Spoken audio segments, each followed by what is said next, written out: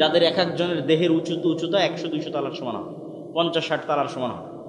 এই জাতির বিরুদ্ধে যুদ্ধ চলতেছে। যুদ্ধ করতে করতে শুক্রবার বিকেলবেলা সূর্য ডুবলেই শনিবার শুরু হবে। মুসা আলাইহিস সালামের দিন অনুযায়ী যুদ্ধ বন্ধ করতে হবে, যুদ্ধ নিষিদ্ধ।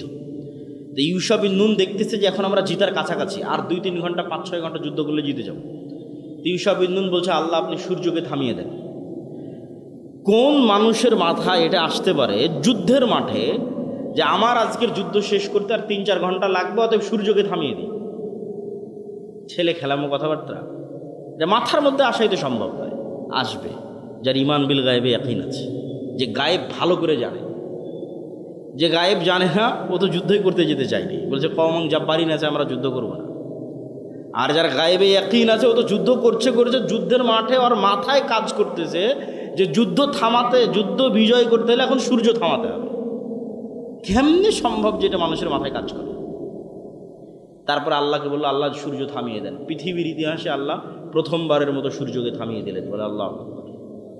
কি পরিমাণ গায়েবে ইয়াকিন থাকলে এটা হতে পারে? এখন বলেন, ইউশা বিন নুন জেরুজালেম বিজয় করলো দুনিয়াবি শক্তিতে না গায়েবের মদদে? গায়েবের মদদে। দাউদ এবং তলুত যুদ্ধের জন্য বের হয়েছে, এটাও জেরুজালেম বিজয়, ফিলিস্তিন বিজয়ের যুদ্ধ। আল্লাহ বলছে সামনে নদী আছে, এই নদীতে কেউ পানি পান করতে পাবে না, বিনা পানি পান করে পার হতে হবে। বিনা পানি পান করে পার হয়েছে 300+ সামথিং, 310, 12, 13। এরা যখন পানি পান না করে পার হয়েছে, পার হওয়ার পর দেখে জালুতের বিশাল বাহিনী, লক্ষাধিক বাহিনী, আর বিপরীতে মাত্র 300 জন। তো ওই দিন ওরা মুখ দিয়ে যা উচ্চারণ করেছিল তা আল্লাহ কোরআনে উল্লেখ করেছে। আল্লাহ কোরআনের আয়াত বলতেছে আপনাকে, কোরআনের বাক্য, লা তাকাতা লানাল ইয়াউমা বিজালুত ওয়া জুনুদিহি। ওরা ওই দিন নদী পার হয়ে বলেনি যে আজকে জালুতের বাহিনীর তুলনায় আমরা দুর্বল, এটা বলেনি। বলেছে জালুতের বাহিনীর তুলনায় আমরা কিছুই না। লা তাকাতা লানা, আজকে আমাদের কোনো শক্তি নাই। এই যুদ্ধ কেমনে হবে? এই যুদ্ধ হওয়ার কোনো পসিবিলিটি নাই, কোনো সম্ভাবনাই নেই, যুদ্ধই হবে না। তখন যাদের গায়েবে ইয়াকিন ছিল তারা বলল, কোরআনের আয়াত, কাম মিন ফিআতিন কালিলাতিন গালাবাত ফিআতান কাসীরাতাম বিইজনিল্লাহ। কত দুর্বল জাতিকে আল্লাহ জিতিয়ে দিয়েছে, জয়লাভ করিয়ে দিয়েছে শক্তিশালী জাতির উপর আল্লাহর সাহায্যে, আল্লাহর দয়ায়। বলেন আল্লাহু আকবার। তো দাউদ আলাইহিস সালাম তলুত যুদ্ধ করলো, 300 জন নিয়ে লক্ষাধিক মানুষকে পরাজিত করে দিল, যে জেরুজালেম পুনরুদ্ধার করলো। তো দুনিয়ার শক্তিতে না আল্লাহর গায়েবী মদদে? মুহাম্মদ সাল্লাল্লাহু আলাইহি ওয়াসাল্লাম যেদিন বদরে, মুহাম্মদ সাল্লাল্লাহু আলাইহি ওয়াসাল্লাম যেদিন উহুদে, মুহাম্মদ সাল্লাল্লাহু আলাইহি ওয়াসাল্লাম যেদিন খন্দকে। আজকের গাজার মুসলমানেরা ইসরায়েলের তুলনায় অত দুর্বল নয়। আজকের বাংলাদেশের মুসলমানেরা ভারতের তুলনায় অত দুর্বল নয়। আজকে সারা বিশ্বের মুসলমানেরা আমেরিকার তুলনায় অত দুর্বল নয়।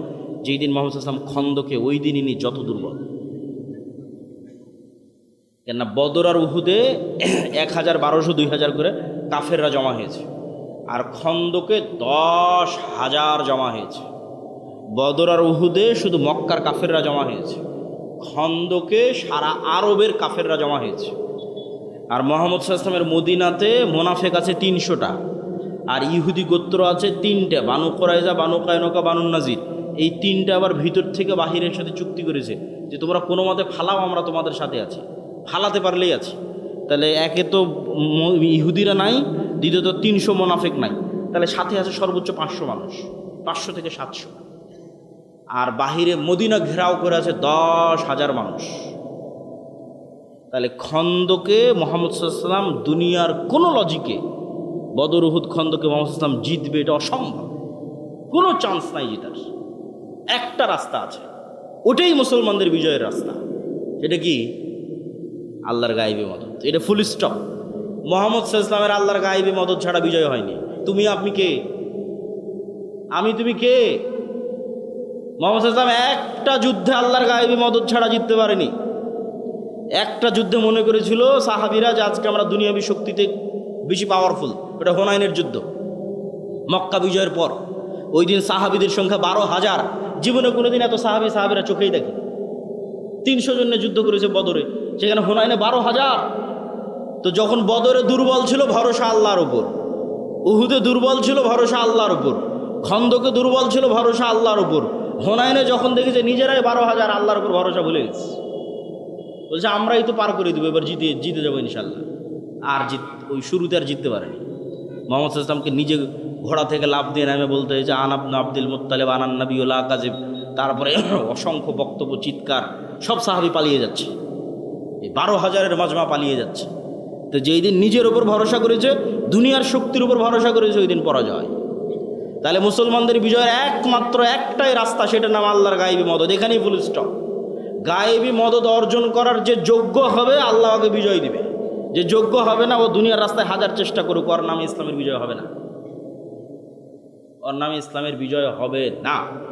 গায়েবের রাস্তা জানতে হবে যে কিভাবে ইসলামের বিজয় হবে, ওটাই ইসলামের বিজয়ের একমাত্র রাস্তা, ওটাই নবীদের রাস্তা, ওটাই নবীদের রাজনীতি। সম্মানিত উপস্থিতি, তাহলে 1 নম্বর পয়েন্ট শেষ করে দিই, ঈমান বিল গায়বে ইয়াকিন। এবং গায়েবী মদদ কিভাবে পাওয়া যাবে তার সূত্র জানতে হবে।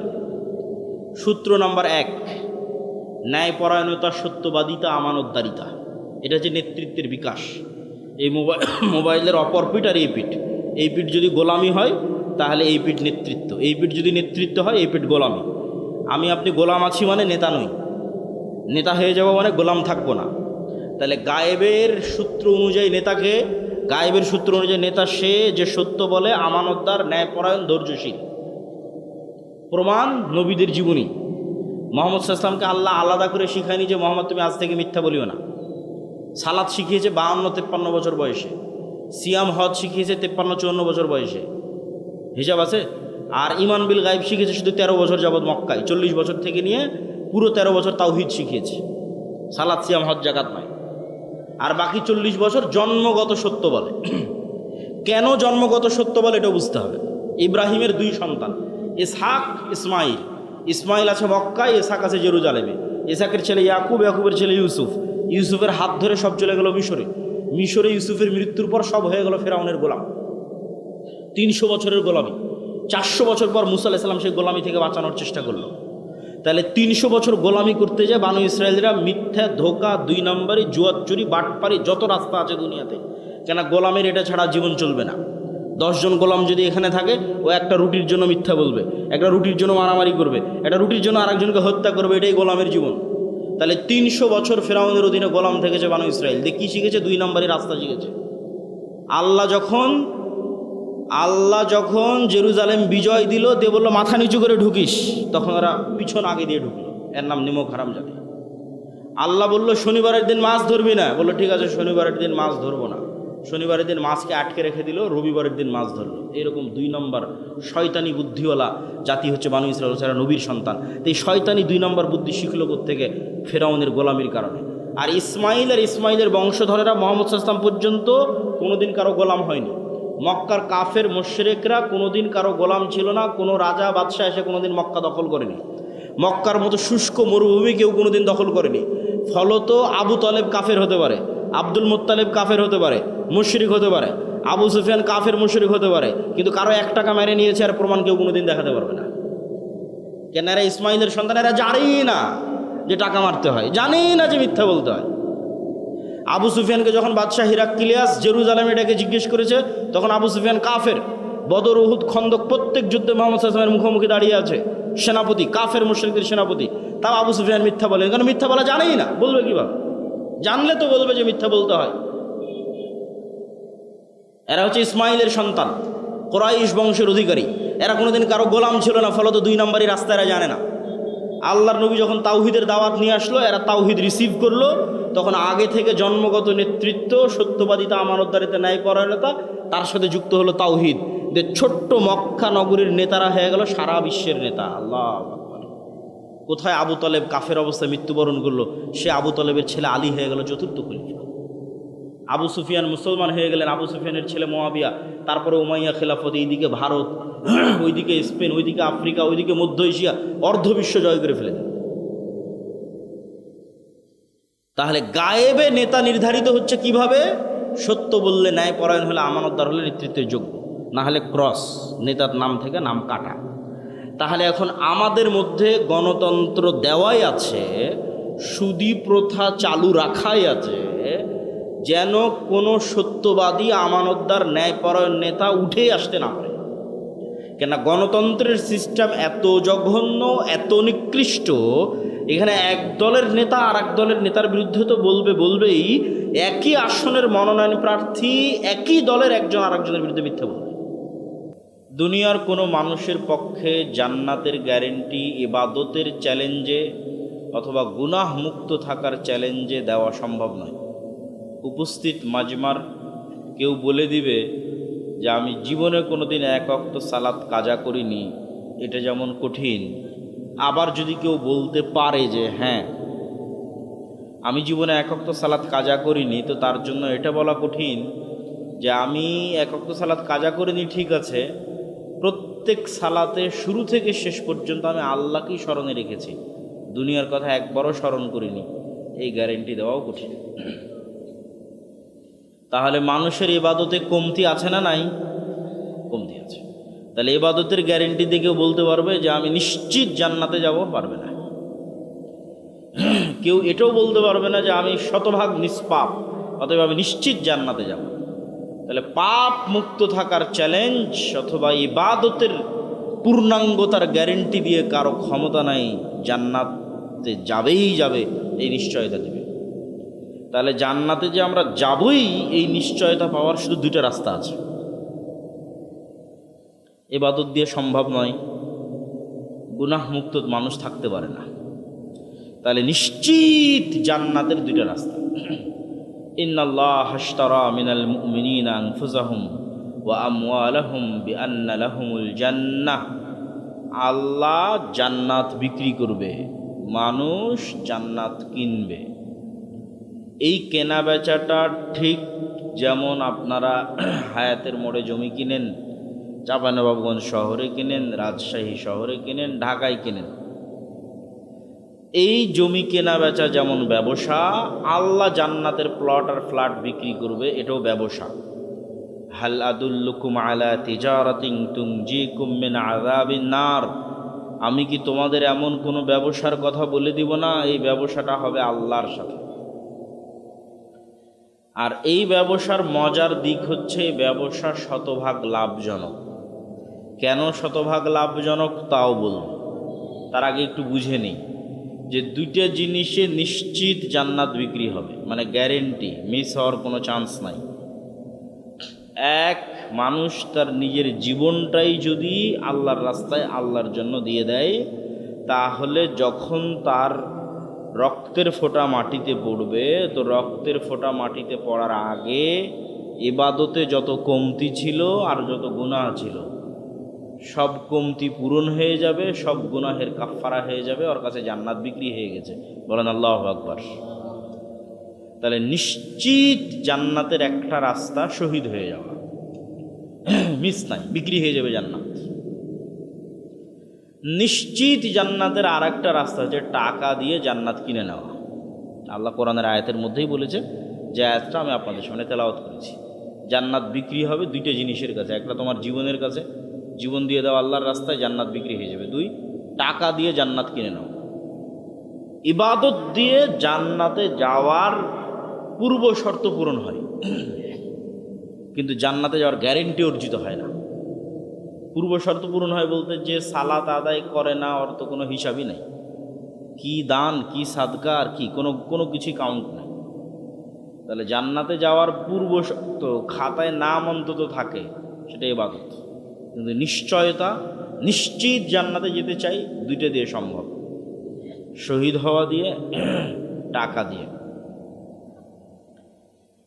টাকা দিয়ে কেন জান্নাত সম্ভব? দুনিয়াতেই আল্লাহ সুবহানাহু তাআলা অসংখ্য ইবাদতের কমতি আর অসংখ্য গুনাহের কাফফারা টাকা দিয়ে করার ব্যবস্থা করে দিয়েছে। আল্লাহ বলতেছে, কেউ যদি আমার সাথে কেনাবেচা করে, ঠিক আছে, জান্নাতে জমি বিক্রি হবে, ও জান্নাতের জমি কিনতে চায়, প্লট এবং ফ্ল্যাট কিনতে চায়, এই জন্য দুনিয়াতে দান করতেছে। তো দান করার পর কেনাবেচা শেষ হয়ে যায়নি, ও যেটুকু দান করলো ওটুকু তো আমি নিলামই না, ওই তো দুনিয়াতে ব্যবহার করলো। ওরই মসজিদের ফ্যানের বাতাস ওই খালো, ওরই মসজিদের এসির বাতাস ওই খালো, ওরই কুরবানির গোস্ত ওই খালো, আমি তো নেইনি।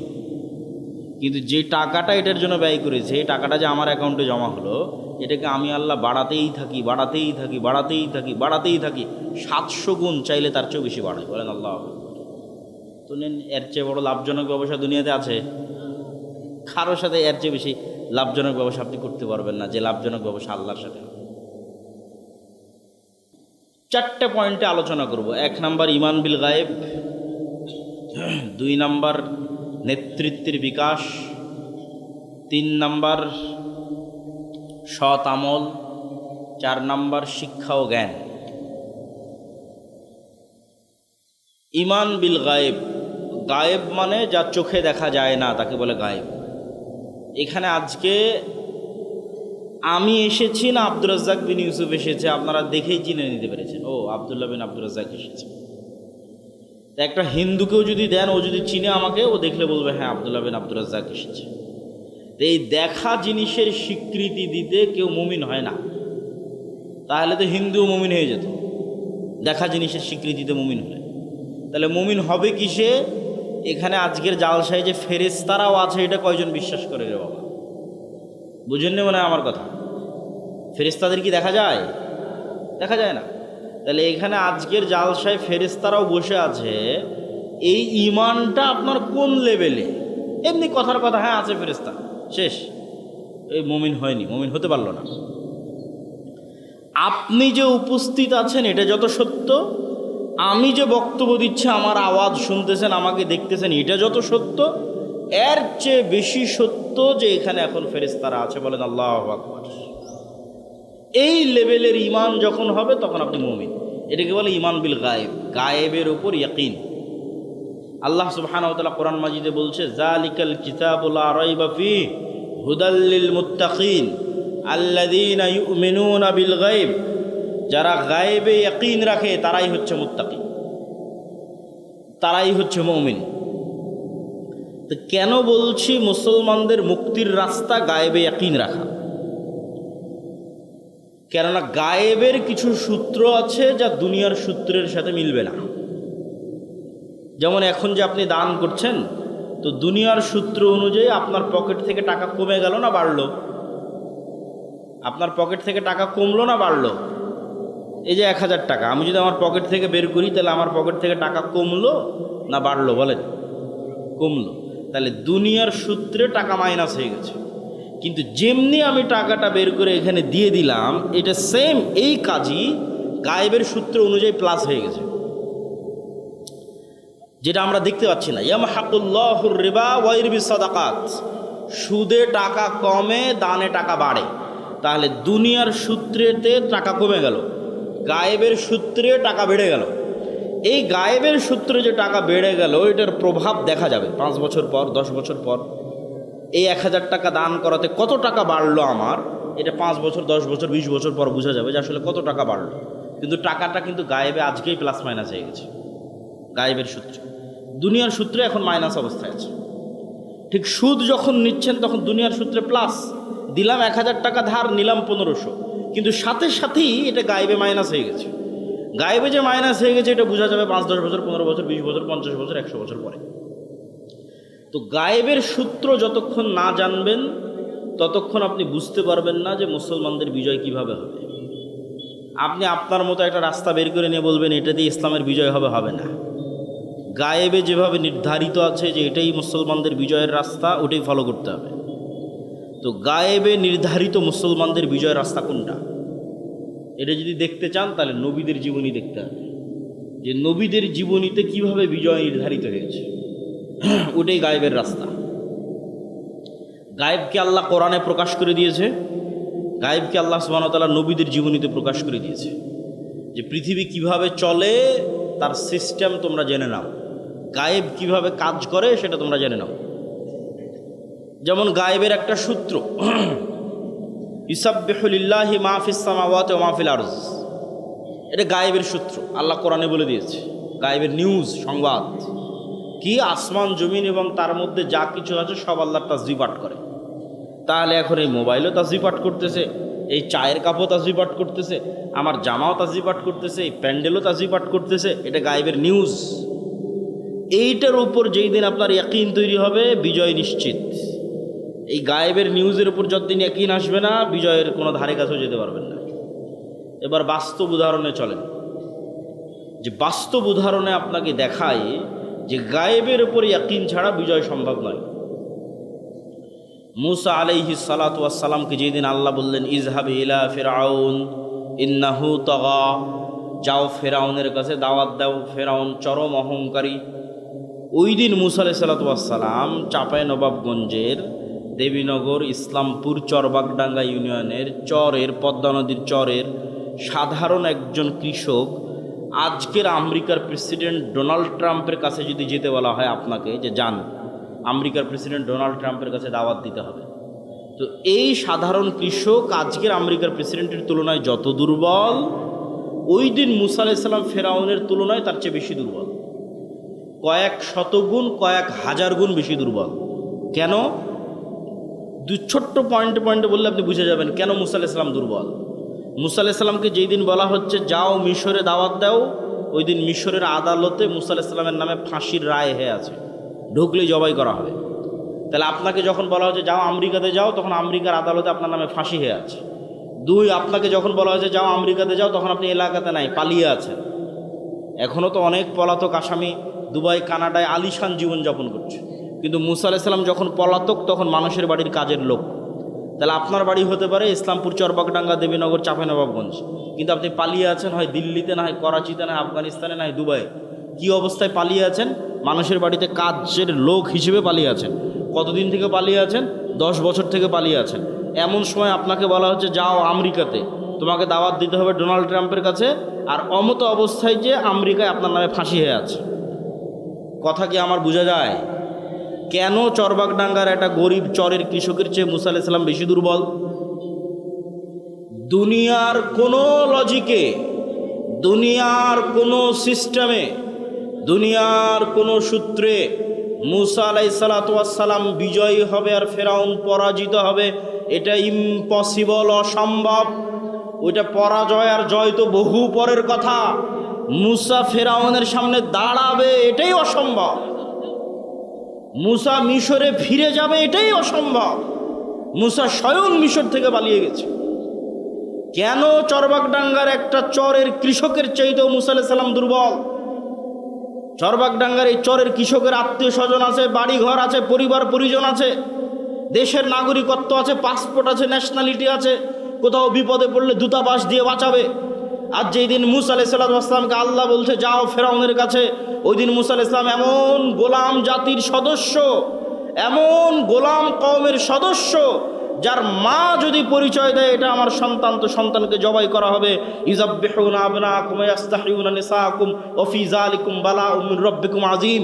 এই রকম অসহায় গোলাম জাতির সদস্য হচ্ছে মুসা আলাইহিস সালাম, যার আগে পিছে কেউ নাই। মুসা আলাইহিস সালামের জয় বহু পরে।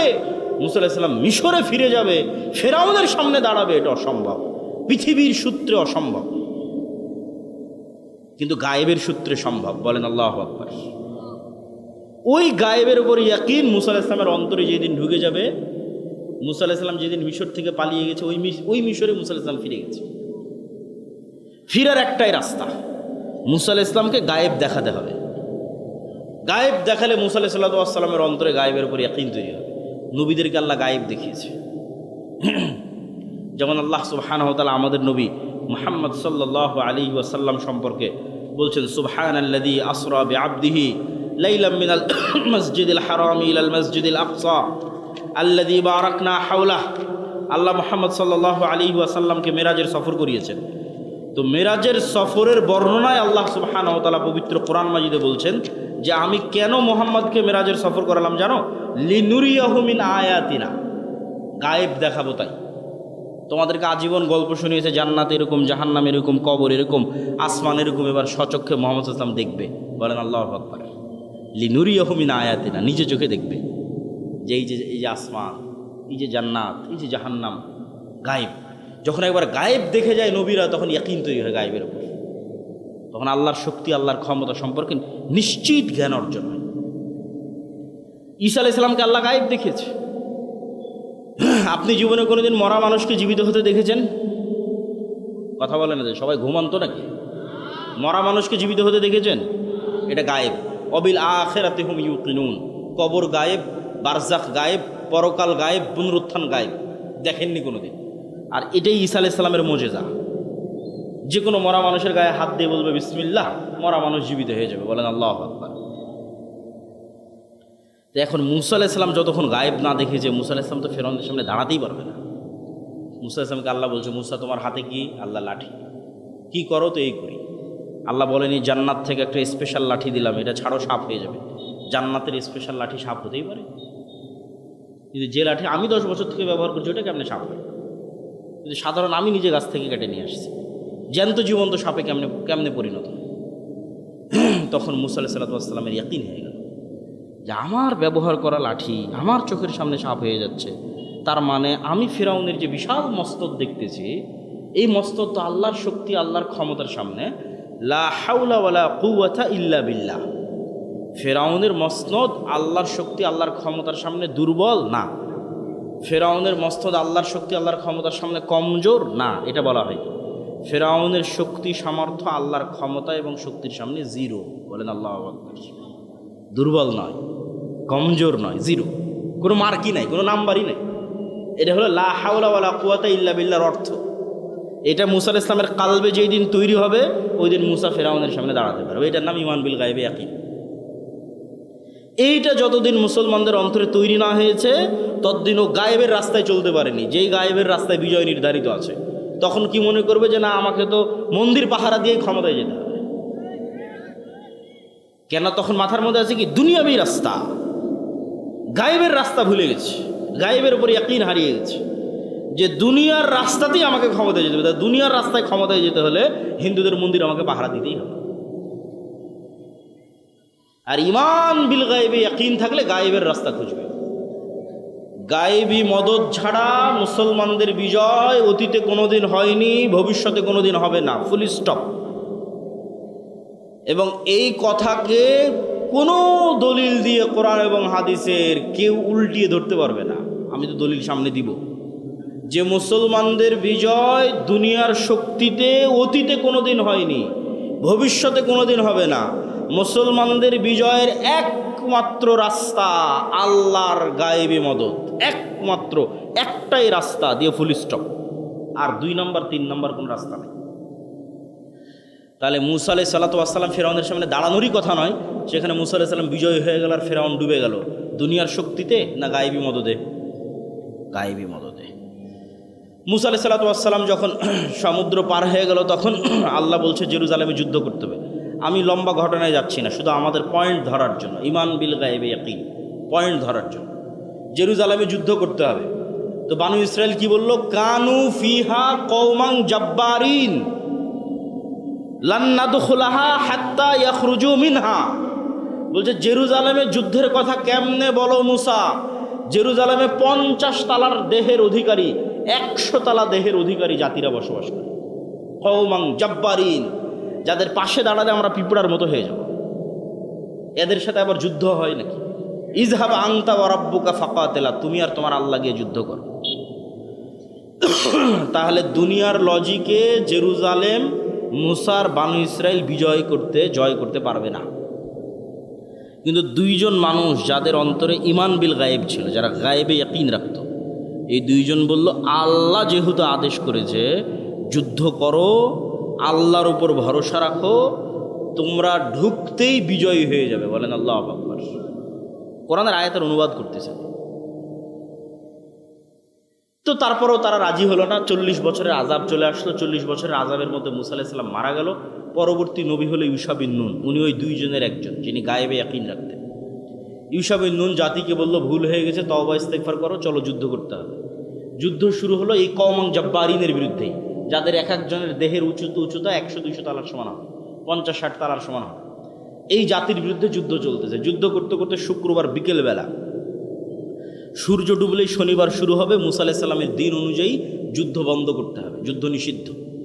তো ইউশা বিন নুন দেখতেছে যে এখন আমরা জিতার কাছাকাছি, আর 2-3 ঘন্টা 5-6 ঘন্টা যুদ্ধ করলে জিতে যাব। তো ইউশা বিন নুন বলছে আল্লাহ আপনি সূর্যকে থামিয়ে দেন। কোন মানুষের মাথায় এটা আসতে পারে যুদ্ধের মাঠে যে আমার আজকের যুদ্ধ শেষ করতে আর 3-4 ঘন্টা লাগবে, অতএব সূর্যকে থামিয়ে দিই? ছেলে খেলামো কথাবার্তা, যে মাথার মধ্যে আসাই তো সম্ভব নয়। আসবে যার ঈমান বিল গায়বে ইয়াকিন আছে, যে গায়েব ভালো করে জানে। যে গায়েব জানে না ও তো যুদ্ধই করতে যেতে চায়নি, বলছে কওমান জাব্বারিন আছে, আমরা যুদ্ধ করবো না। আর যার গায়েবে ইয়াকিন আছে ও তো যুদ্ধ করছে, যুদ্ধের মাঠে ওর মাথায় কাজ করতেছে যে যুদ্ধ থামাতে, যুদ্ধ বিজয় করতে হলে এখন সূর্য থামাতে হবে। কেমনে সম্ভব যেটা মানুষের মাথায় কাজ করে? তারপর আল্লাহকে বললো, আল্লাহ সূর্য থামিয়ে দেন। পৃথিবীর ইতিহাসে আল্লাহ প্রথমবারের মতো সূর্যকে থামিয়ে দিলেন। বলে আল্লাহ আকবার। কি পরিমাণ গায়েবে ইয়াকিন থাকলে এটা হতে পারে? এখন বলেন, ইউশা বিন নুন জেরুজালেম বিজয় করলো দুনিয়াবি শক্তিতে না গায়েবের মদদে? গায়েবের মদদে। দাউদ এবং তলুত যুদ্ধের জন্য বের হয়েছে, এটাও জেরুজালেম বিজয়, ফিলিস্তিন বিজয়ের যুদ্ধ। আল্লাহ বলছে সামনে নদী আছে, এই নদীতে কেউ পানি পান করতে পারবে না, বিনা পানি পান করে পার হতে হবে। বিনা পানি পান করে পার হয়েছে 300+ সামথিং, 310, 12, 13। এরা যখন পানি পান না করে পার হয়েছে, পার হওয়ার পর দেখে জালুতের বিশাল বাহিনী, লক্ষাধিক বাহিনী, আর বিপরীতে মাত্র 300 জন।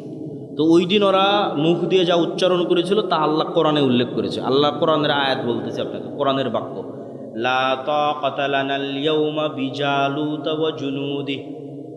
ওরা ওই দিন নদী পার হয়ে বলেনি যে আজকে জালুতের বাহিনীর তুলনায় আমরা দুর্বল, এটা বলেনি। বলেছে জালুতের বাহিনীর তুলনায় আমরা কিছুই না। লা তাকাতা লানা, আজকে আমাদের কোনো শক্তি নাই। এই যুদ্ধ কেমনে হবে? এই যুদ্ধ হওয়ার কোনো পসিবিলিটি নাই, কোনো সম্ভাবনাই নেই, যুদ্ধই হবে না।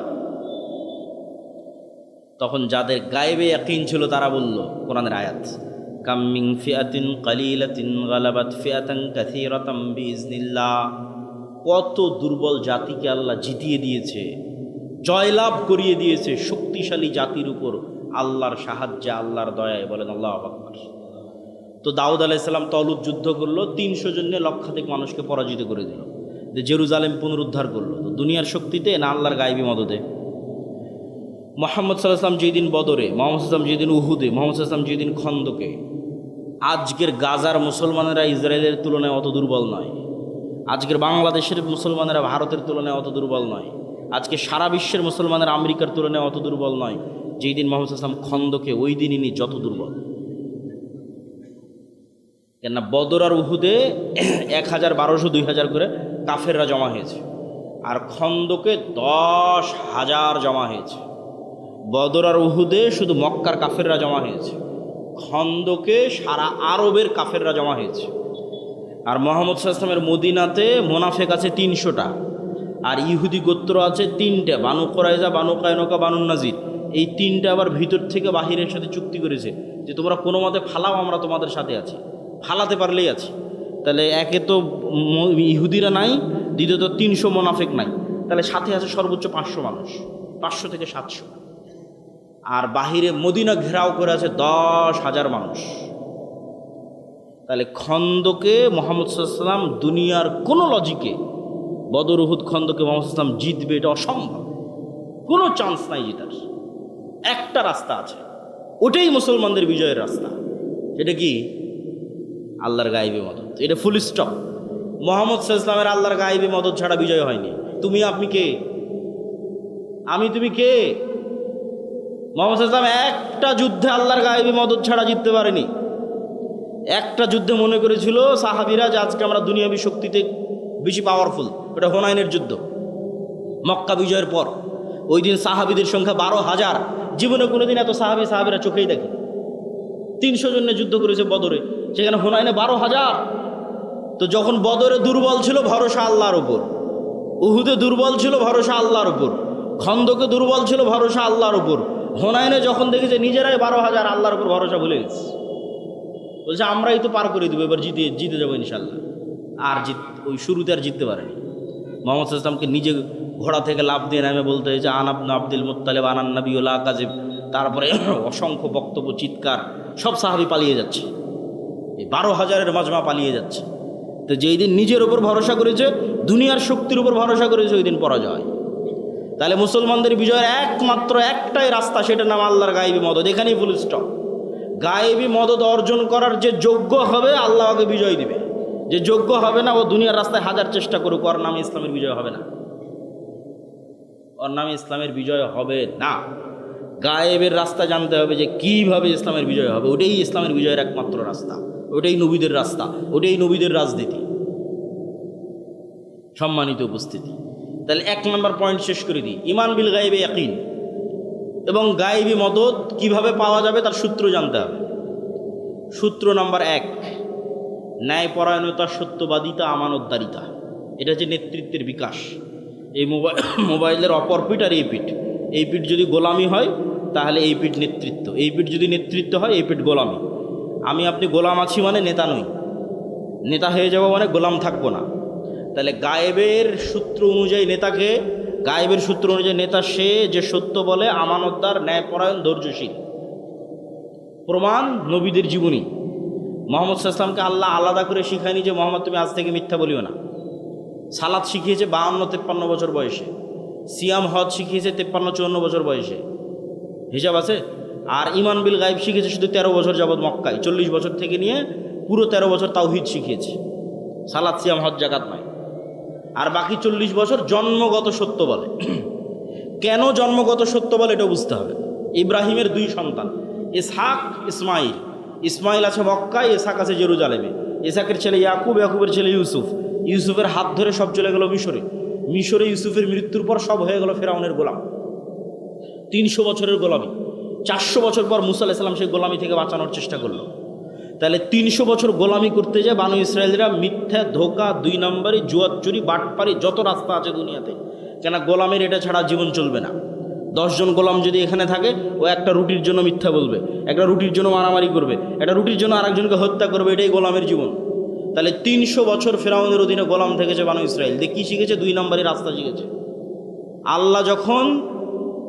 আল্লাহ যখন জেরুজালেম বিজয় দিল, দিয়ে বললো মাথা নিচু করে ঢুকিস, তখন ওরা পিছন আগে দিয়ে ঢুকলো। এর নাম নিমক হারাম জাতি। আল্লাহ বললো শনিবারের দিন মাছ ধরবি না, বললো ঠিক আছে শনিবারের দিন মাছ ধরবো না। শনিবারের দিন মাছকে আটকে রেখে দিল, রবিবারের দিন মাছ ধরলো। এরকম 2 নম্বর শয়তানি বুদ্ধিওয়ালা জাতি হচ্ছে বানু ইসরায়েল, যারা নবীর সন্তান। তো এই শয়তানি 2 নম্বর বুদ্ধি শিখলো থেকে ফেরাউনের গোলামির কারণে। আর ইসমাইলের বংশধরেরা মুহাম্মদ সাল্লাল্লাহু আলাইহি ওয়াসাল্লাম পর্যন্ত কোনোদিন কারো গোলাম হয়নি। মক্কার কাফের মুশরিকরা কোনোদিন কারো গোলাম ছিল না। কোনো রাজা বাদশাহ এসে কোনোদিন মক্কা দখল করেনি। মক্কার মতো শুষ্ক মরুভূমি কেউ কোনোদিন দখল করেনি। ফলত আবু তালেব কাফের হতে পারে, আব্দুল মুত্তালিব কাফের হতে পারে, মুশরিক হতে পারে, আবু সুফিয়ান কাফের মুশরিক হতে পারে, কিন্তু কারো 1 টাকা মেরে নিয়েছে আর প্রমাণ কেউ কোনোদিন দেখাতে পারবে না। কেন? এরা ইসমাইলের সন্তান, এরা জানেই না যে টাকা মারতে হয়, জানেই না যে মিথ্যা বলতে হয়। আবু সুফিয়ানকে যখন বাদশাহ হিরাক্লিয়াস জেরুজালেমে এটাকে জিজ্ঞেস করেছে, তখন আবু সুফিয়ান কাফের। বদর, উহুদ, খন্দক প্রত্যেক যুদ্ধে মুহাম্মদ সাল্লাল্লাহু আলাইহি ওয়াসাল্লামের মুখোমুখি দাঁড়িয়ে আছে, সেনাপতি, কাফের মুশরিকদের সেনাপতি। তাও আবু সুফিয়ান মিথ্যা বলে, কারণ মিথ্যা বলা জানেই না, বলবে কিভাবে? জানলে তো বলবে যে মিথ্যা বলতে হয়। এরা হচ্ছে ইসমাইলের সন্তান, কুরাইশ বংশের অধিকারী। এরা কোনোদিন কারো গোলাম ছিল না, ফলত 2 নম্বরই রাস্তা এরা জানে না। আল্লাহর নবী যখন তাওহীদের দাওয়াত নিয়ে আসলো, এরা তাওহীদ রিসিভ করলো। তখন আগে থেকে জন্মগত নেতৃত্ব, সত্যবাদিতা, আমানতদারিতা, ন্যায়পরায়ণতা, তার সাথে যুক্ত হলো তাওহীদ। যে ছোট্ট মক্কা নগরীর নেতারা হয়ে গেল সারা বিশ্বের নেতা। আল্লাহু আকবার। কোথায় আবু তালেব কাফের অবস্থায় মৃত্যুবরণ করলো, সে আবু তালেবের ছেলে আলী হয়ে গেল 4র্থ খলিফা। আবু সুফিয়ান মুসলমান হয়ে গেলেন, আবু সুফিয়ানের ছেলে মুআবিয়া। তারপরে উমাইয়া খেলাফত, এইদিকে ভারত, ওইদিকে স্পেন, ওইদিকে আফ্রিকা, ওইদিকে মধ্য এশিয়া, অর্ধবিশ্ব জয় করে ফেলেন। তাহলে গায়েবে নেতা নির্ধারিত হচ্ছে কিভাবে? সত্য বললে, ন্যায়পরায়ণ হলে, আমানতদার হলে নেতৃত্বের যোগ্য, না হলে ক্রস, নেতার নাম থেকে নাম কাটা। তাহলে এখন আমাদের মধ্যে গণতন্ত্র দেওয়াই আছে, সুদী প্রথা চালু রাখাই আছে, যেন কোনো সত্যবাদী, আমানতদার, ন্যায়পরায়ণ নেতা উঠেই আসতে না পারে। কেন? গণতন্ত্রের সিস্টেম এত জঘন্য, এত নিকৃষ্ট। এখানে এক দলের নেতা আর এক দলের নেতার বিরুদ্ধে তো বলবেই। একই আসনের মনোনয়ন প্রার্থী একই দলের একজন আর একজনের বিরুদ্ধে মিথ্যা বলবে।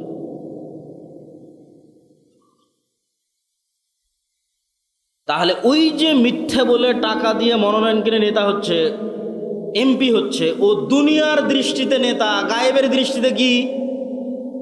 তো বলেন না যে কথা, গায়েবের দৃষ্টিতে কি? গোলাম। গায়েবের দৃষ্টিতে কি? জোরে বলেন, গায়েবের দৃষ্টিতে কি? আরো জোরে বলেন, গায়েবের দৃষ্টিতে কি? গোলাম। তাহলে যে এমপি মন্ত্রী এই গণতান্ত্রিক ন্যাক্কারজনক সিস্টেমের মধ্যে মিথ্যা বলতে বাধ্য, দুর্নীতি করতে বাধ্য, তাহলে এই 2 নম্বরই দুর্নীতি মিথ্যার মধ্যে দিয়ে যে নেতা তৈরি হয়ে আসতেছে ও গায়েবের দৃষ্টিতে গোলাম। তো নেতা হবে কোথায় থেকে? স্বাধীনতা আসবে কোথায় থেকে? গোলাম তৈরি হচ্ছে যে।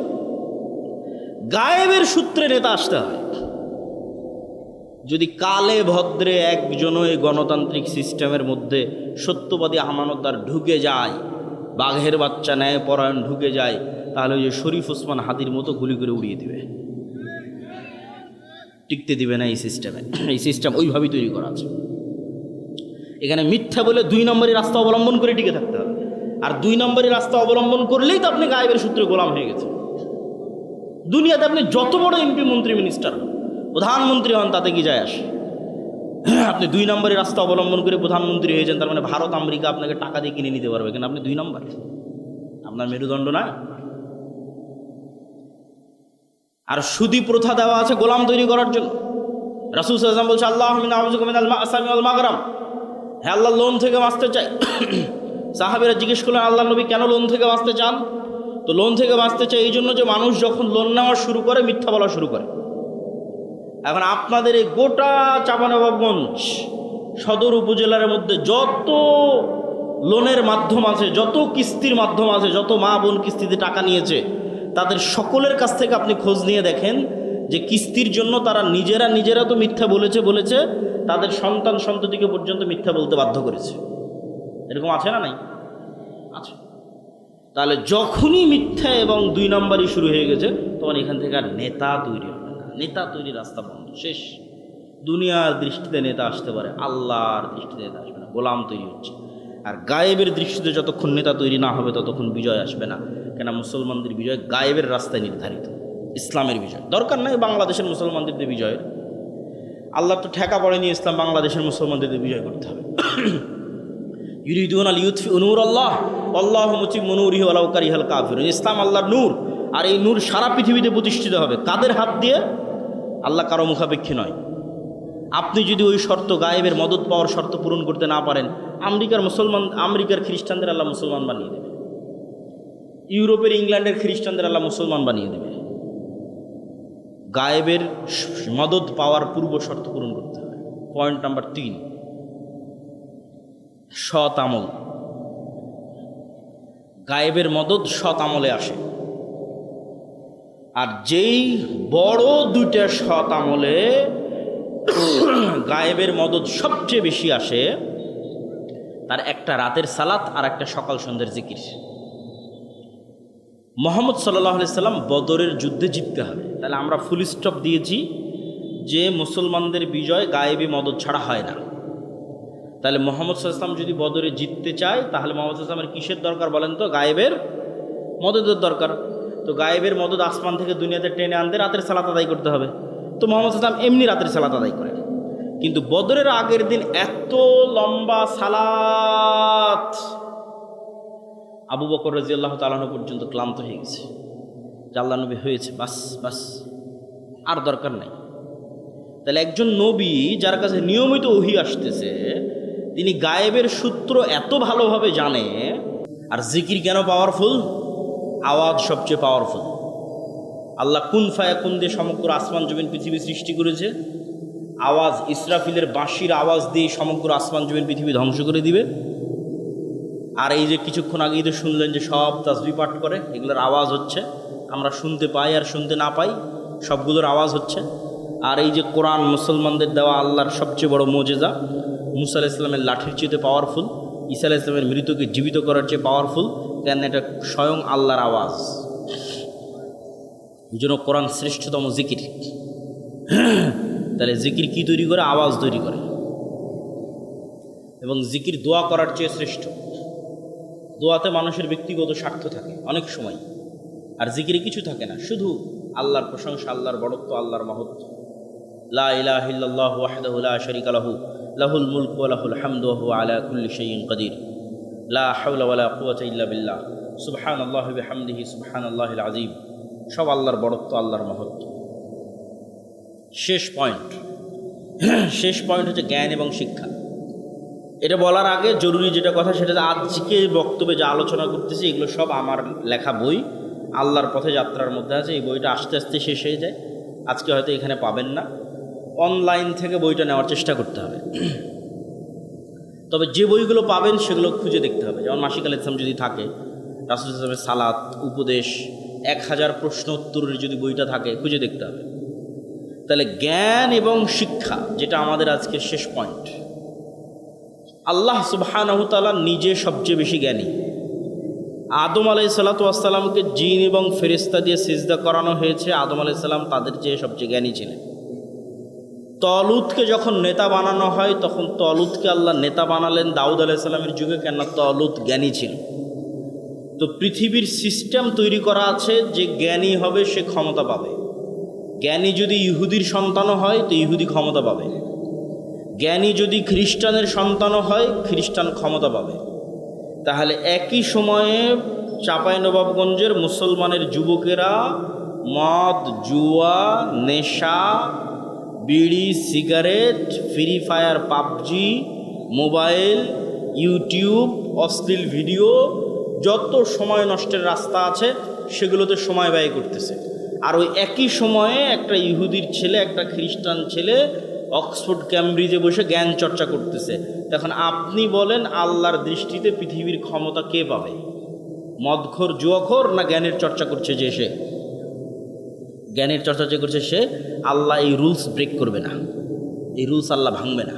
আপনি যোগ্য হন নিজে, আপনাকে আল্লাহর গায়েবে মদত পাওয়ার যোগ্য হতে হবে। তাহলে আপনি বিড়ি, সিগারেট, জুয়া, মদ, নেশা, ফ্রি ফায়ার, পাবজি সময় নষ্ট করে আপনি বলবেন আল্লাহ আমাকে কেন অমুক ধরে মারে, আমাকে কেন এরকম গোলামির জীবন দিলে? জি না, গোলামির জীবন তুমি নিজে আপন করে নিয়েছো। তাহলে গোলামির জীবন, জিঞ্জির ভাঙ্গার শেষ রাস্তা কি? আল্লাহ পৃথিবী তৈরি করেছে এভাবে, জ্ঞান যার ক্ষমতা তার। তো তুমি বাবা যদি গোলামির জিঞ্জির ভাঙতে চাও, তাহলে এই যে যত সময় নষ্টের রাস্তা আছে সব সময় নষ্টের রাস্তা থেকে তওবা করে ফিরে এসে বই নিয়ে বসে পড়ো, জ্ঞান অর্জন করো। আর যদি বলো যে না দরকার নাই, তাহলে ওই যে বয়স যখন 30 তখন হয় প্রবাসে গিয়ে কামলা খাটতে হচ্ছে, আর না হয় মিথ্যা ডকুমেন্টস, মিথ্যা পেপার তৈরি করে দালালকে টাকা দিয়ে ভূমধ্যসাগর পাড়ি দিয়ে ইউরোপ আমেরিকায় গিয়ে মিথ্যা কথা বলে, মিথ্যা ওয়াদা দিয়ে, মিথ্যা সিস্টেমে যত মিথ্যার উপর আছে পুরো জীবন শেষ পর্যন্ত মিথ্যা। সবচেয়ে বেশি মিথ্যা বলে আজকের যুগে, সবচেয়ে বেশি মিথ্যা বলার প্রবণতা মুসলমানদের মধ্যে আছে। তার কারণ হচ্ছে গোলামি। আল্লামা ইকবাল লিখেছেন, গোলামি মে বদল জাতে হ্যাঁ কওমো কা জমির। গোলামির কারণে জাতির চরিত্র পরিবর্তন হয়ে যায়। গোলামির কারণে যে জাতির চরিত্র পরিবর্তন হয় তার একটা উদাহরণ দিয়ে আজকের বক্তব্যের শেষের দিকে চলে যাব। আমি যখন ইংল্যান্ড থেকে যখন স্পেন এবং ইতালি এবং ফ্রান্স সফর করি, তার আগ পর্যন্ত জানতাম গোটা পৃথিবী চলে ইংরেজি ভাষায়। ইংল্যান্ড থেকে যখন স্পেন, ফ্রান্স এবং ইতালি গেলাম, বিমানবন্দরে এক্সিট লেখা তার ইংরেজিতে খুঁজে পাই না। এরকমও বিমানবন্দর পেয়েছি যেখানে এক্সিট যে ইংরেজি লেখা আছে, কোন দিক দিয়ে যে বের হবো ওইটাও খুঁজে পাই না, ইংরেজি নাই। মাথায় ঘুরে গেল, ইংরেজি নাই কেন? এক এক দেশে এক এক ভাষা, তো ইংরেজির তো অস্তিত্ব থাকে। তারপরে যখন ফ্রান্সে গেলাম, ফরাসি, প্রচুর পরিমাণে আফ্রিকান মুসলমানরা আমাদের মদিনাতেও পড়তো। ওদের সেকেন্ড ল্যাঙ্গুয়েজ ফরাসি। কেমনে ওদের সেকেন্ড ল্যাঙ্গুয়েজ ফরাসি হয়? আফ্রিকায় এত, এই ফ্রান্সে এত আফ্রিকান মুসলমান কেন? আফ্রিকান মুসলমানদের ভাষা কেন ফরাসি? আর ভারত পাকিস্তান মুসলমানদের ভাষা কেন ইংরেজি? ইংরেজি দিয়ে নাকি সারা পৃথিবী চলে, তাহলে ইতালি, ফ্রান্স, স্পেন ইংরেজি নাই কেন? জার্মানিতে ইংরেজি নাই কেন? তাহলে আমরা যে নিজের অজান্তে মনে করছি যে ইংরেজি খুব দামি, এটা হচ্ছে গোলামির চিহ্ন বহন করতেছি নিজের অজান্তে। আমি বুঝাতে না পারলে এটা আমার ব্যর্থতা। 190 বছর যেহেতু আমরা ব্রিটিশদের গোলামি করেছি, ওটা অটোমেটিক নিজের অজান্তে বহন করতেছি যে ইংরেজি শ্রেষ্ঠ। ঠিক ওই আফ্রিকার মুসলমানেরা যাদেরকে ফ্রান্স শাসন করেছে, ওরা নিজের অজান্তে বহন করতেছে যে আমাকে ফরাসি শিখতে হবে। এই জন্য ইংল্যান্ডে ভারত, পাকিস্তান, বাংলাদেশের মুসলমান বেশি, আর ফ্রান্সে আফ্রিকার মুসলমানেরা বেশি। আর একটা পয়েন্ট জেনে নেন, যেখানে গোলামি যত বেশি, ওখানে মিথ্যা, 2 নম্বরে জুয়াচুরি, ডাকাতি তত বেশি। আপনি বাংলাদেশের মুসলমানদের সাথে রোহিঙ্গা মুসলমানদের তুলনা করবেন, বাংলাদেশের মুসলমানদের সাথে ভারতের মুসলমানদের তুলনা করবেন, তারপরে হচ্ছে গাজার মুসলমানদের তুলনা করবেন, তারপর আফ্রিকার মুসলমানদের তুলনা করবেন। যেখানে দেখবেন বেশি 2 নম্বরই, বেশি ধোঁকাবাজি, বুঝবেন এরা বেশি ভয়ঙ্কর গোলামিতে ছিল। তো গোলামির চিহ্ন মানুষ নিজের অজান্তে বহন করে। তো এই গোলামির চিহ্ন যদি ভাঙতে চাই নিজেকেই ভাঙতে হবে। ভাঙ্গার একটাই রাস্তা, গায়েবের সূত্র জানতে হবে। গায়েবের সূত্র আজকে আপনাদের বলে দিলাম। ন্যায়পরায়ণ সত্যবাদী হওয়া ছাড়া, সৎ আমল করা ছাড়া, জ্ঞান এবং শিক্ষায় এগিয়ে যাওয়া ছাড়া আপনি আল্লাহর দৃষ্টিতে গায়েবী মদত পাওয়ার যোগ্য বলে বিবেচিত হবেন না। ফলত দুনিয়ার রাস্তায় আপনি যতই চেষ্টা করেন আপনার গোলামির জিঞ্জির ভাঙবে না। এতগুলো ঘটনা আপনার জীবনে ঘটেছে কিনা? নবী নাম্বার 2 মুহাম্মদ সাল্লাল্লাহু আলাইহি ওয়াসাল্লাম। মুহাম্মদ সাল্লাল্লাহু আলাইহি ওয়াসাল্লাম দাওয়াতি জীবনে কি বাধা বিপত্তির সম্মুখীন হয়েছে সেটা তো আমরা বহু শুনেছি, কিন্তু ব্যক্তিগত জীবনে তিনি এতিম অবস্থায় পৃথিবীতে এসেছেন এবং অল্প কিছুদিন পরেই তার মাও দুনিয়া থেকে বিদায় নিয়েছে। এমন কেউ যার সাথে রাসূল সাল্লাল্লাহু আলাইহি ওয়াসাল্লামের জীবনে যা ঘটেছে তা হুবহু ঘটবে বা তার কাছাকাছি ঘটবে এরকম মানুষ পৃথিবীতে খুঁজে পাওয়া কঠিন। সেটা কি এক, যে আপনার পিতা ছোটোবেলায় মারা গেছে, আপনার মাও ছোটোবেলায় মারা গেছে, আপনি পিতা মাতার আদর স্নেহ ছাড়াই বড় হয়েছেন, সবগুলো আপনার জীবনে মিলে কিনা দেখেন। কারো কারো জীবনে মিলতে পারে একটা, যে হ্যাঁ বাপ মারা গেছে কিন্তু মা বেঁচে ছিল। কারো জীবনে মিলতে পারে মা মরে গেছে বাপ বেঁচে ছিল। খুব কম মানুষের জীবনে মিলবে যে না ওর মাও ছোটোবেলায় মরে গেছে বাপও মরে গেছে, খুব কম। তাও যদি মিলে তাহলে ঠিক আছে। আপনি তারপরে দাদা মারা গেল, তারপরে হচ্ছে আপনি যেই স্ত্রীকে বিবাহ করেছেন, যেই স্ত্রী আপনার সবচেয়ে আদরের, সবচেয়ে বিশ্বস্ত, সবচেয়ে কাছের, সেই স্ত্রী আপনার জীবদ্দশায় মারা গেল। শুধু কি স্ত্রী, আল্লাহ সুবহানাহু ওয়া তাআলা আপনাকে যতগুলো সন্তান দিয়েছিলেন প্রত্যেক সন্তানকে আপনি নিজে হাতে কবরে ঢুকিয়ে আসতেছেন। শুধু তাই নয়, ছোটবেলায় মারা যাওয়া সন্তান নয়, বড় হওয়া বিবাহিত সন্তান, বড় হওয়া বিবাহিত 2 কন্যাকে রাসূল সাল্লাল্লাহু আলাইহি ওয়াসাল্লাম নিজে হাতে কবরে দিয়েছেন। ছোট ছোট ছেলেকে তো কবরে দিয়েছেন। শুধু ফাতেমা ছাড়া রাসূল সাল্লাল্লাহু আলাইহি ওয়াসাল্লামের আর কোনো সন্তান জীবিত থাকেনি। তাহলে আপনি কল্পনা করেন, একই সাথে ছোটবেলায় আপনার পিতা মাতা মারা গেছে, একই সাথে আপনার স্ত্রী মারা গেছে, একই সাথে আপনার সব ছেলে মেয়ে মারা গেছে, তাদেরকে আপনি কবরে দিয়েছেন। এই রকম একই সাথে এতগুলো ঘটনা আপনার জীবনে ঘটবে, মিলবে, এটা খুব কঠিন, অসম্ভব। তাহলে নবী হওয়ার পর রাসূল সাল্লাল্লাহু আলাইহি ওয়াসাল্লাম কোন পাপের শাস্তিতে, কোন অপরাধের শাস্তিতে এতগুলো ব্যক্তিগত জীবনের বিপদের মুখোমুখি হচ্ছেন? দাওয়াতি জীবনের নয়। দাওয়াতি জীবনের ঘটনা তো আরও লম্বা। শিয়াবে আবি তালেবে যখন তার চাচাকে সহ 3 বছর যখন ঘিরে রাখা হলো, গৃহবন্দী রাখা হলো, যখন খাবারের কোনো কিছু ছিল না, যখন তায়েফের ময়দানে মারা হলো, আঘাত করা হলো, যখন বদর উহুদে হত্যা করার চেষ্টা করা হলো, যখন মক্কায় হত্যার চেষ্টা হলো, অসংখ্য দাওয়াতি জীবনে বাধা রাসূল সাল্লাল্লাহু আলাইহি ওয়াসাল্লামের, সেগুলোতে আমরা গেলাম না। সম্মানিত উপস্থিতি, শুধু এই 2 নবীর জীবনের সাথে যদি আপনি আপনার নিজের জীবনকে মিলান, তাহলে আপনার জীবনে আর কোনো কষ্ট, কোনো দুঃখ, কোনো বিপদ, কোনো সমস্যা, আর বিপদ আর দুঃখ আর কষ্ট বলে মনে হবে না। আসলেই আল্লাহ সুবহানাহু ওয়া তাআলা যাদেরকে ভালোবাসেন তাদেরকে আল্লাহ সুবহানাহু ওয়া তাআলা পরীক্ষা করতে চান। কেন পরীক্ষা করতে চান? রাসূল সাল্লাল্লাহু আলাইহি ওয়াসাল্লাম বলেন, মা মিন মুসলিমিন, এমন কোনো মুসলমান যে বিপদগ্রস্ত হয়। কেমন বিপদগ্রস্ত? যে তার পায়ে একটা কাঁটাও যদি ফুটে, তার পায়ে যদি একটা কাঁটাও ফুটে, শুধু তাই না, সে যদি ন্যূনতম দুশ্চিন্তার মধ্যেও থাকে, হাম্মিন ও হুজনিন, যদি ন্যূনতম দুশ্চিন্তার মধ্যেও থাকে, তাহলে এই কাঁটা ফুটার মাধ্যমে, এই দুশ্চিন্তার মাধ্যমে আল্লাহ সুবহানাহু ওয়া তাআলা তার গুনাহকে ক্ষমা করে দেন। আল্লাহু আকবার। এবং বিপদ বাড়তে বাড়তে বাড়তে বাড়তে এমন অবস্থায় সে দুনিয়া থেকে বিদায় নেয় যখন তার উপরে আর কোনো গুনাহই নাই, সকল গুনাহ দুনিয়াতেই মিটে গেছে। তো বিপদ মানুষের জীবনে আসতেই পারে, মুসিবাহ মানুষের জীবনে আসতেই পারে, সমস্যা মানুষের জীবনে আসতেই পারে, কিন্তু ধৈর্য ধারণ করা হচ্ছে একজন মুমিনের পরিচয়।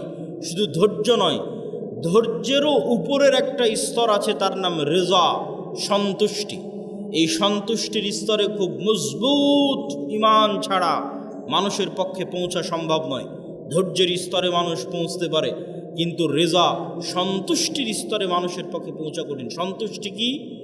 সন্তুষ্টি হচ্ছে আল্লাহ সুবহানাহু ওয়া তাআলা আমার জন্য যে সিদ্ধান্ত নিয়েছেন, এই সিদ্ধান্তের উপর আমি খুশি। এই সিদ্ধান্তের উপর আমি খুশি। একদা এক মহিলা রাসূল সাল্লাল্লাহু আলাইহি ওয়াসাল্লামের কাছে আসলেন, তিনি মৃগী রোগে আক্রান্ত। আল্লাহর নবীকে তিনি বললেন, আল্লাহর নবী, আপনি আমার জন্য দোয়া করে দেন যেন আল্লাহ সুবহানাহু ওয়া তাআলা আমার মৃগী রোগ ভালো করে দেয়। রাসূল সাল্লাল্লাহু আলাইহি ওয়াসাল্লাম তাকে বলেন, ইন শি'তি সাবারতি ফালাকিল জান্নাহ, তুমি যদি চাও তাহলে তোমার যে মৃগী রোগ হয়েছে এই রোগের উপর সন্তুষ্ট থাকো, আর আল্লাহ তোমার জন্য জান্নাত দিবে। আর যদি চাও আমি তোমার মৃগী রোগ ভালো হওয়ার জন্য আল্লাহর কাছে দোয়া করে দিতে পারি। রাসূল সাল্লাল্লাহু আলাইহি ওয়াসাল্লাম একটা রোগের উপর চিকিৎসা না নিয়ে সন্তুষ্ট থাকতে বলতেছেন জান্নাতের বিনিময়ে। তখন ওই মহিলা মানুষ বলছে, ঠিক আছে, আমাকে আল্লাহ যে অসুখ দিয়েছে এই অসুখের উপর আমি সন্তুষ্ট থাকতে চাই, তবে আপনি এতটুকু দোয়া করেন যেন আমার কাপড় চোপড় খুলে না যায়। মৃগী রোগে আক্রান্ত হলে, ব্রেন ঠিক না থাকলে কাপড় চোপড় খুলে যায়, কাপড় চোপড় যেন আমি খুলে না ফেলি, সেই দোয়াটুকু আপনি করে দিয়েন। আর আল্লাহ আমাকে যে অসুস্থতা দিয়েছে এই অসুস্থতার উপর আমি রাজি, সন্তুষ্ট, খুশি। তো রেজার স্তর হচ্ছে সর্বোচ্চ স্তর, যে সর্বোচ্চ স্তরে আল্লাহ মানুষের সাথে যে ফায়সালা করে, আল্লাহ আপনার সাথে যা ঘটতেছে এটা আল্লাহর ফায়সালায় ঘটতেছে, আল্লাহর ইচ্ছায় ঘটতেছে, আল্লাহর অনুমতিতে ঘটতেছে। তো আপনার জীবনে যা ঘটতেছে এই ফায়সালার উপর যখন আপনি সন্তুষ্ট থাকেন, তথা ওই অবস্থাতেও আপনি আলহামদুলিল্লাহ বলতে পারেন।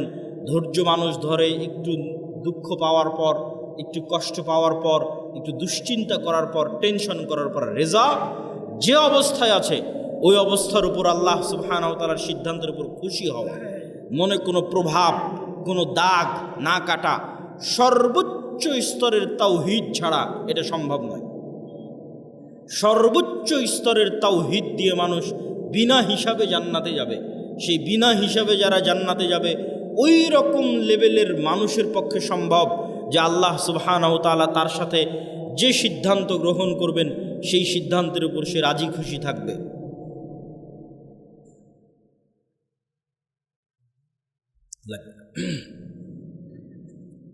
তো আমরা আলোচনার শুরুতেই, যদিও আজকে আমার আলোচনার মূল বক্তব্যের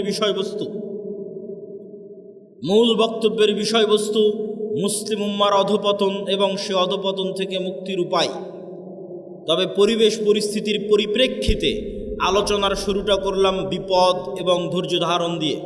এবং বিপদের উদাহরণে ইউসুফ আলাইহিস সালাতু ওয়াস সালাম এবং মুহাম্মদ সাল্লাল্লাহু আলাইহি ওয়াসাল্লাম এবং আরেকজন নবী আইয়ুব আলাইহিস সালাতু ওয়াস সালাম, তাদের উদাহরণ পৃথিবীতে চিরস্মরণীয়। শুধু তাই নয়, আরেকটি হাদিস রাসূল সাল্লাল্লাহু আলাইহি ওয়াসাল্লামের শুনে এই পয়েন্ট আমরা শেষ করব। রাসূল সাল্লাল্লাহু আলাইহি ওয়াসাল্লাম বলছেন, আল্লাহ সুবহানাহু তাআলা যাকে ভালোবাসেন তাকে দুনিয়া দেন, বিষয়টা এমন নয়। তথা দুনিয়া দেওয়া ভালোবাসার প্রমাণ নয়, বরং আল্লাহ সুবহানাহু তাআলা যাকে ভালোবাসেন তাকে তার আনুগত্য করার তৌফিক দেন। তাহলে আজকে শাখাহাতি, বালুয়া, গোবিন্দগঞ্জ, মহিমাগঞ্জে কেউ কোটি টাকার মালিক হয়ে গেল, তার মানে তার উপর আল্লাহর দয়া আছে, এটি ভুল ধারণা। শাখাহাতি, বালুয়া, মহিমাগঞ্জ, গোবিন্দগঞ্জ, গাইবান্ধায় কেউ বিশাল বাড়ি করে নিল, কেউ খুব আরামে আছে, আয়েশে আছে, দুবাই ঘুরছে, কারো বাড়িতে এসি ফ্রিজ আছে, তার মানে তার উপর আল্লাহর দয়া আছে, আল্লাহ তাকে ভালোবেসে এগুলো দিয়েছে। এটা ভুল ধারণা। ভালোবাসা বুঝতে হলে কি দেখতে হবে? আল্লাহ তাকে আনুগত্য করার তৌফিক দেয় কিনা। সকালে যখন ফজরের আজান দিবে তখন জানালা খুলে দেখবেন যে একদল মানুষ, অল্প সংখ্যক মানুষ গুটি গুটি পায়ে মসজিদের দিকে এগিয়ে যাচ্ছে। ওই যে ফজরের সালাত যাকে আল্লাহ জামাতে পড়ার তৌফিক দিয়েছে, ওই মানুষকে আল্লাহ ভালোবাসে, বলেন আল্লাহু আকবার। আর আল্লাহ সুবহানাহু ওয়া তাআলা আপনাকে ভালোবাসেন কিনা, আপনাকে যে শাস্তি দিচ্ছেন এটা আপনি কি দিয়ে বুঝবেন? দেখবেন আপনি গুনাহে লিপ্ত আছেন, এটাই শাস্তি। এর চেয়ে বড় শাস্তি পৃথিবীতে আর হয় না। আল্লাহ আপনাকে হারাম কাজে লিপ্ত রেখেছে, এটাই শাস্তি। আল্লাহ আপনাকে গুনাহে লিপ্ত রেখেছে, এটাই শাস্তি। পৃথিবীর নিকৃষ্ট থেকে নিকৃষ্ট কাজ আপনার হাত দিয়ে হচ্ছে, এটাই শাস্তি। আপনি আল্লাহর রহমতের দরজা থেকে বিতাড়িত, আল্লাহর রহমতের দুয়ার থেকে বিতাড়িত, এটাই শাস্তি। অতএব দুনিয়া পাওয়ার উপর নির্ভর করে না যে মানুষকে আল্লাহ সুবহানাহু ওয়া তাআলা ভালোবাসেন কিনা, বরং দুনিয়াতে আল্লাহ তাকে আল্লাহর আনুগত্যের তৌফিক দিচ্ছে কিনা এইটা দিয়ে সে বুঝতে পারবে যে হ্যাঁ, আল্লাহ আমাকে 5 ওয়াক্ত নামাজ পড়ার সুযোগ দিচ্ছে, তার মানে আল্লাহর দয়া আমার উপর আছে। আর 5 ওয়াক্ত নামাজ এত চেষ্টা করি তাও পড়তে পারি না, তাহলে আল্লাহর দয়া আসলে নাই। এত চেষ্টা করি কোরআন পড়তে পারি না, তাহলে আল্লাহর দয়া আমার সাথে নাই। কোনো একটা সমস্যা আছে যে কারণে আমি আল্লাহর দয়া পাচ্ছি না। আল্লাহর দয়া পাওয়ার আলামতই হচ্ছে আমি 5 ওয়াক্ত সালাত আদায় করতে পারছি, আমি কোরআন তেলাওয়াত করতে পারছি, এটাই আল্লাহর দয়া পাওয়ার আলামত। আর আল্লাহ সুবহানাহু ওয়া তাআলা আপনাকে ভালোবাসেন কিনা সেটা বোঝা যাবে স্থায়ী ঠিকানা পরকাল, যেটা বহু বক্তব্যে বলেছি, ঈমান বিল গায়বে ইয়াকিন। দুনিয়ার সকল কিছুর বিনিময়ে মানুষ পরকালের মাঠে বাঁচতে চাইবে যে আল্লাহ সুবহানাহু ওয়া তাআলা তাকে পরকালে মুক্তি দিক, কিন্তু তারপরেও পরকালে তার জন্য মুক্তি কঠিন হয়ে দাঁড়াবে দুনিয়ার সকল সম্পদের বিনিময়ে হলেও। তাহলে ওই সম্পদ, ওই ধন দৌলত আপনি দুনিয়াতে আঁকড়ে ধরে থাকবেন, এইটা দিয়ে আপনি পরকালে মুক্তি পাবেন না। বরং আপনাকে এই ধন সম্পদ, এই ধন দৌলত দান করে কিয়ামতের মাঠে ধনী অবস্থায় উঠতে হবে, কিয়ামতের মাঠে কোটিপতি অবস্থায় উঠতে হবে, কিয়ামতের মাঠে কোটি কোটি টাকা আপনার হাতে থাকতে হবে, যেন কিয়ামতের মাঠে বিপদে পড়লে আপনি বাঁচতে পারেন।